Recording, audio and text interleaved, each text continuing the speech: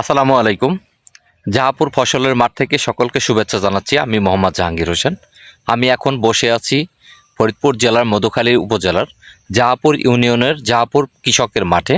গত এক মাস আগে আমি এই ভুঁইটি থেকেই ভিডিও দিয়েছিলাম। তখন এই পেঁয়াজগুলোর গাছগুলো অনেক ছোট ছিল, এখন দেখেন অনেকটা বড় হয়ে গেছে। এই পেঁয়াজগুলো হচ্ছে আপনার এই কিছুদিন পরে এটা উঠানো হবে। এই যে দেখতে পাচ্ছেন গোড়ায় পেঁয়াজ হয়েছে, এটা আপনার এটাকে মুড়ি কাটা পেঁয়াজ বলে।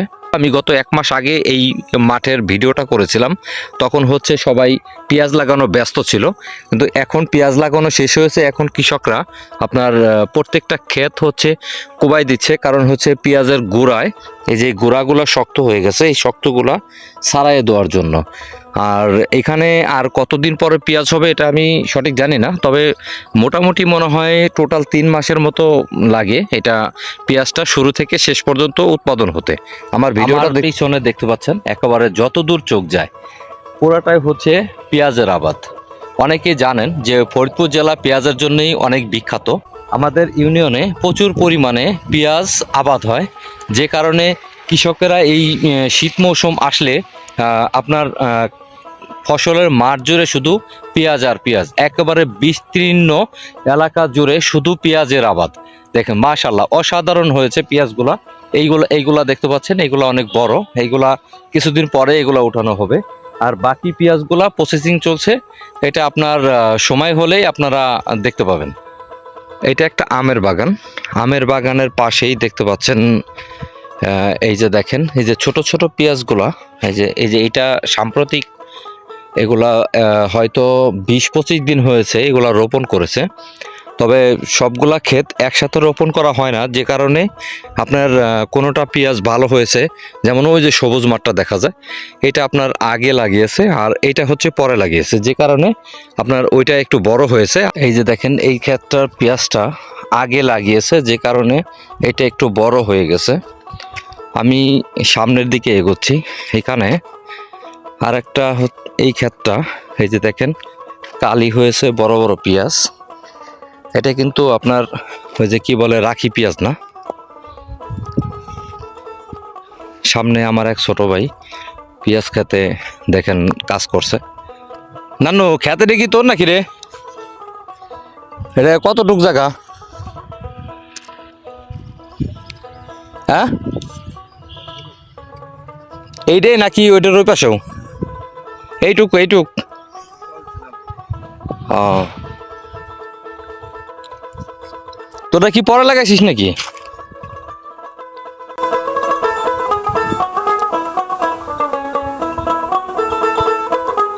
এই এলাকায় যারা কৃষিকাজ করে তারা খুব সকাল থেকে হয়তো বড় জোর 2টা-3টা পর্যন্ত কাজ করে। যেহেতু আমি একটু বিকাল টাইমে এসেছি, এই কারণে আসলে কৃষক খুব একটা মাঠে নেই, তারা সকাল টাইমেই কাজ করে চলে যায়।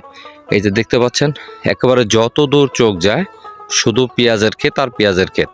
এই জিনিসটাই আসলে ভালো লাগে যে আমাদের ফরিদপুর জেলায় পেঁয়াজ এত পরিমাণ চাষ হয়, যেটা আসলে আমাদের এই এলাকাগুলোতে পেঁয়াজের রোপণটা ভালো হয় বিদায় সকল কৃষক এই সময় আপনার পেঁয়াজ রোপণের জন্য ব্যস্ত হয়ে পড়ে। আর এই যে পাশে দেখতেছেন একটা পুকুর আছে, পুকুরের চতুর্থ সাইডে আম গাছে ঘেরা, আর একটু দূরে দেখা যাচ্ছে এটাও একটা পুকুর। এটা পুকুরটা ছোট, চতুর্থ সাইডে হচ্ছে লাউ গাছ। এই পেঁয়াজগুলা যখন 3 মাস 3.5 মাস পর কৃষক ঘরে তুলবে, তাদের কষ্টের দিনটা তখনই শেষ হয়ে যাবে। কারণ হচ্ছে এই পেঁয়াজগুলা যখন বড় হবে তখন বাজারজাত করলে বাজারে ভালো মানের একটা ন্যায্য মূল্য পাবে।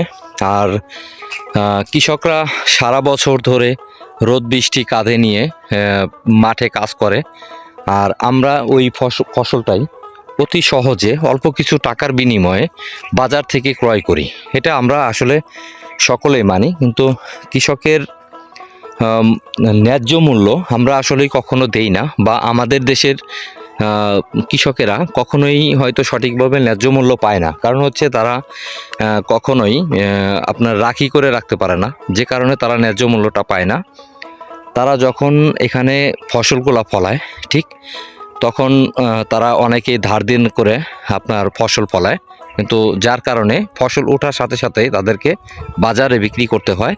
আর ওই টাইমটাই আপনার কম দামে ফসলটা বিক্রি করার কারণে কৃষকেরা ন্যায্য মূল্য সহজে পায় না। এই যে এখানে দেখতে পাচ্ছেন, দেখেন লাউ গাছ, নিচে দেখেন পর্যাপ্ত পরিমাণ ছোট ছোট লাউ ধরে আছে। দেখেন কত সুন্দর লাউ গাছ। এখানে চারপাশ দিয়ে ভিটি বাঁধা আছে, মাঝখানে ছোট্ট একটা পুকুর, পুকুরের মধ্যে পানিও আছে। এই যে দেখেন অনেক সুন্দর লাউ। আর এখন এই মুহূর্তে শীতকাল, শীতের মাঝামাঝি অংশে চলে এসেছে, যে কারণে আপনার লাউয়ের দামটাও একটু বেশি। তো এই মুহূর্তে যারা লাউ বাজারজাত করছে তারা মোটামুটি ভালো একটা অ্যামাউন্ট পাচ্ছে। এই যে এখানে দেখেন আর একটা লাউ, এরকম অসংখ্য ছোট ছোট লাউ এখানে এই যে দেখতে পাচ্ছেন তলা দিয়ে ঝুলে আছে। আসলে এই জিনিসটাও ভালো, যেহেতু একটা পুকুর, পুকুরের চারপাশ দিয়ে বাঁধ দেওয়া আছে, এই বাঁধের চতুর্পাশ দিয়ে যদি লাউ গাছ লাগানো হয় এটা একটা বাড়তি একটা ফসল। এই যে দেখেন অনেক সুন্দর সুন্দর লাউ ঝুলে আছে, দেখতে অসাধারণ। আমি শহরে থাকি, তাই সবসময় আমাদের কৃষকের মাঠে আসা হয় না। এই ফসলের মাঠ, কৃষকের মাঠ যেটাই আমরা বলি, আসলে আমাদের দেশে কৃষকরা যখন মাঠে কাজ করে, হাড়ভাঙা পরিশ্রম করে, রোদ বৃষ্টি ঝড় বাতাস মাথায় নিয়ে যে সমস্ত কৃষক, আমাদের বাচ্চা চারা ভাইয়েরা এই সুন্দর করে ফসলগুলো ফলায় মাঠে, আমরা এই ফসলগুলো যখন বাজার থেকে কিনে খাই তখন আমাদের কাছে মনে হয় যে ফসলগুলো খুব সহজেই ঘরে ওঠে, কিন্তু আসলে না, অনেক কষ্ট করে কৃষকরা ফসলগুলো ঘরে তোলে। মাঠের পাশেই দেখতে পাচ্ছেন লিচু বাগান, এটা হচ্ছে মসুরি ক্ষেত। মসুরি ক্ষেতের মাঝে আপনার বড়ই গাছ লাগানো আছে, এই পাশে দুইটা বড়ই বাগান আছে, আর এই পাশে অল্প কিছু সরিষা ক্ষেত আছে, আর পুরাটা হচ্ছে লিচু বাগান। এই পাশে একটা পুকুর আছে, আর পুরা বিস্তীর্ণ এলাকা জুড়ে মাঠ ভরা শুধু পেঁয়াজ আর পেঁয়াজ। আপনার পেঁয়াজের ক্ষেত আছে নাকি? কতটুকু লাগাইছেন? দুই পাখি। পেঁয়াজ কেমন হয়েছে এবছর? মানে চারাগুলা কেমন হয়েছে? এখনো তো পেঁয়াজ মোটামুটি ভালোই। ভালোই না?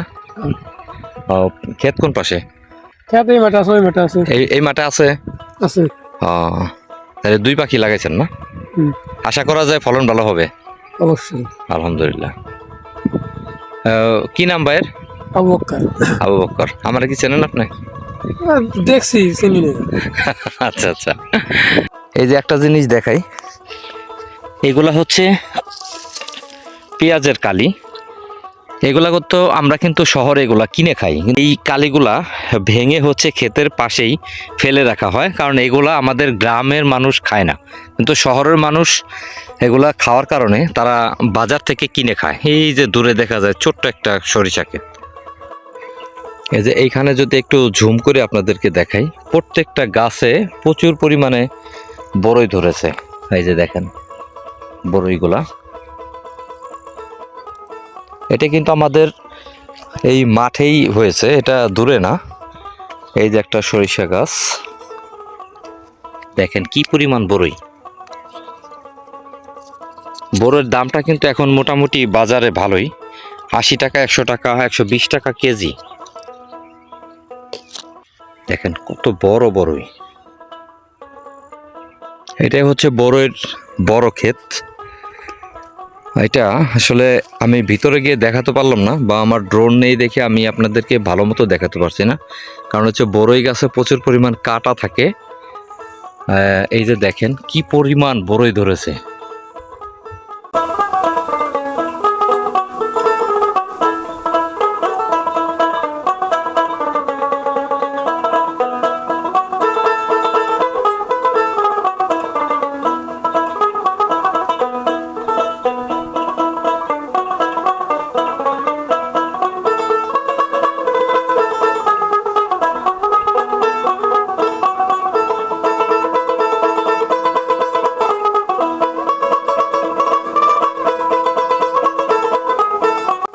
এখানে বড়ইয়ের বাগান থেকে আপনার বড়ই ছিঁড়েছে, তারা এখানে আপনার মানে এক জায়গায় রেখেছে, তারপরে হচ্ছে ওইটা মাপতেছে। তো এখান থেকে আমি 2টা বড়ই নিয়ে এসেছি। বড়ই 2টা, আমি একটা বড়ই এখানে খেয়ে এসেছি। আসলে বড়ইগুলো অনেক মিষ্টি। আসলে আমাদের এলাকায় আগে যে বড়ই চাষ হতো এটা আমি জানতামই না। আজকে প্রথম দেখলাম যে আমাদের ফসলের মাঠের পাশেই আপনার ক্ষেতের মধ্যেই বড়ই চাষ করেছে। বড়ইটা কিন্তু মিষ্টি আছে। এই যে পাশে যেটা দেখতে পাচ্ছেন এটা হচ্ছে সরিষা ক্ষেত, কিন্তু ফুল পড়ে গেছে, ফলন এসেছে। বড়ইটা কিন্তু আসলেই অনেক মিষ্টি। এটা হচ্ছে বলসুন্দরী বড়ই। আর এখানে সম্ভবত 2টা জাতের বড়ই আছে। একটা হচ্ছে লাল, একেবারে লাল টকটকা আপেলের মতো, আর এটা একটু সবুজ কালারের। তারপরেও আপনার বড়ইটা খেতে কিন্তু অনেক টেস্টি। তো আমাদের এলাকায় আসলে আগের চাইতে এখন অনেক ডেভেলপ হয়েছে, যে অনেক কিছুই এখন আমাদের এলাকায় উৎপাদন হয়। বিশেষ করে লিচু যে প্রচুর পরিমাণ উৎপাদন হয়। আমি কিন্তু এখন এই দেখেন আমাদের এলাকায় যে লিচু বাগান, এই লিচু বাগানের মধ্যে আমি চলে এসেছি। আর কিছুদিন পরে যখন আমাদের এলাকায় লিচুর ফলন আসবে বা লিচু ভাঙা শুরু হবে, বা এখান থেকে বাংলাদেশের অনেক জায়গাটা লিচুর বাজারজাত করা হবে, তখন আমাদের এলাকায় প্রচুর পরিমাণ বিভিন্ন জায়গা থেকে অনেক মানুষ আসে এখানে। কারণ হচ্ছে এখান থেকে লিচু কিনে তারা বিভিন্ন জায়গাটা বাজারজাত করে। আর এই জিনিসগুলো আমার কাছে তখন ভালো লাগে যে আমাদের এলাকায় এখন অনেকটা বিজনেস এরিয়া হয়ে গেছে। বিশেষ করে লিচু যখন পাকে তখন বিভিন্ন জায়গা থেকে আত্মীয় স্বজন তো আসেই, অনেক জায়গা থেকে ব্যাপারী আসে, তারা এগুলা কেনে, বা এইখানে যারা বেকার থাকে তাদের জন্য কিছু কর্মসংস্থান হয় আমাদের এই এলাকায়। আর এই যে একটা বড়ই, আমার নিজ গ্রামে যে বড়ই চাষ হয় এটা আমি কখনোই জানতাম না। আজকে আসলাম, দেখলাম আমার এক কাকা বড়ই হেরা সিট আছে, তো ওইখানে মাপতেছে। ওইখানে যে বসার পর আমাকে বললো যে বড়ই খাইতে, তো আমি ওখানে বসে একটা খেলাম আর 2টা হাতে করে নিয়ে আসলাম। মানে এত মিষ্টি যেটা আসলে বলার মতো না। আমার মনে হয় যে বাহিরের আপেল কিনে খাওয়ার চাইতে বাংলাদেশের 1 কেজি বড়ই কিনে খাওয়া অনেক ভালো। বন্ধুরা, আমার এই কৃষকের মাঠের ভিডিওটা কেমন লাগলো অবশ্যই আপনারা কমেন্ট করে জানাবেন।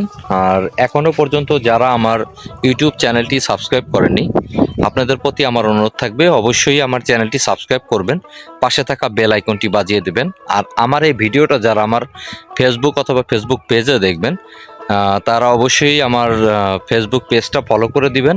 আর আমার ভিডিওটা বেশি বেশি করে দেখবেন, লাইক কমেন্ট শেয়ার করবেন। সবাই ভালো থাকবেন। আসসালামু আলাইকুম।